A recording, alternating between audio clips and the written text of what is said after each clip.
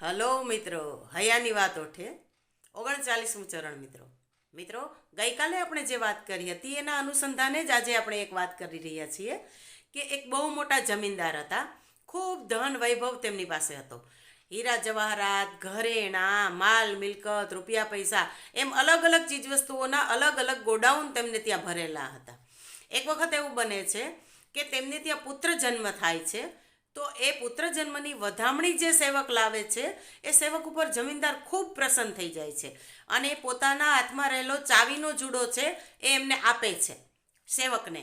અને સેવકને કહે છે કે આમાંથી તને જે ગમે તે ચાવી તું લઈ લે અને એ ચાવી જે ગોડાઉનની હશે એ ગોડાઉનની અંદર રહેલી તમામ ચીજવસ્તુઓ છે એ હું તને આપી દઈશ અથવા એની બરાબર તને હું ધન આપીશ.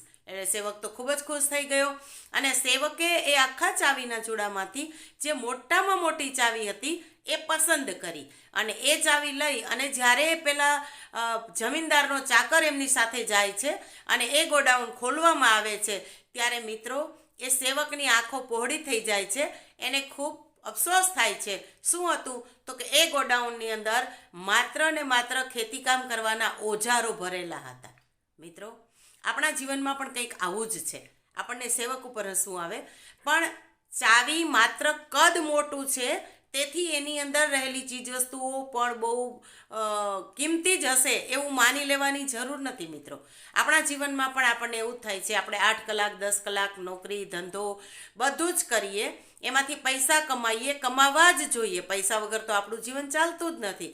પરંતુ એ બધી જ વસ્તુઓ મોટી છે, મહત્વની છે, પરંતુ એનાથી વિશેષ પણ કંઈ મહત્વનું છે જીવનમાં કે જે 10 મિનિટ શાંતિથી બેસીને ભગવાનનું નામ લેવાથી, કોઈ પણ ગરીબને મદદ કરવાથી, કોઈ પણ જગ્યાએ દેવદર્શન કરવાથી મનને જે શાંતિ મળે છે એ શાંતિ કદાચ 8 કલાક નોકરી કરીને જે પૈસા આપણે કમાઈએ છીએ એના કરતાં એ શાંતિ છે એ વિશેષ મહત્વની આપણા માટે છે.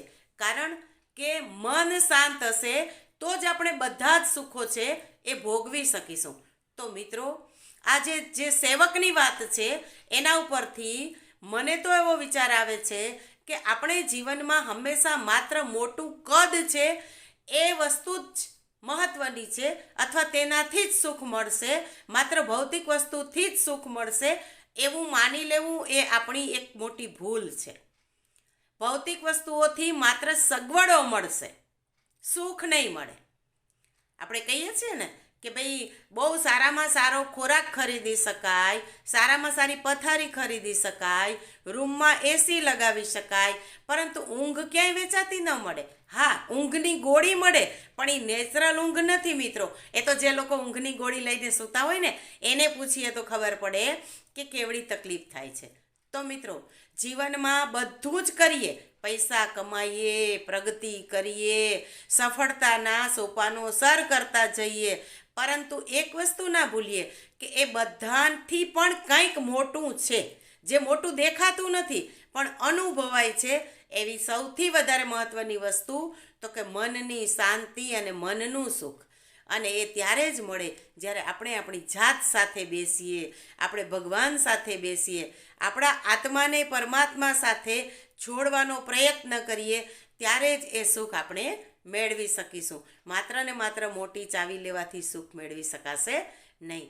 ચાલો ત્યારે ફરી આવતીકાલે કંઈક નવી વાત સાથે મળીશું.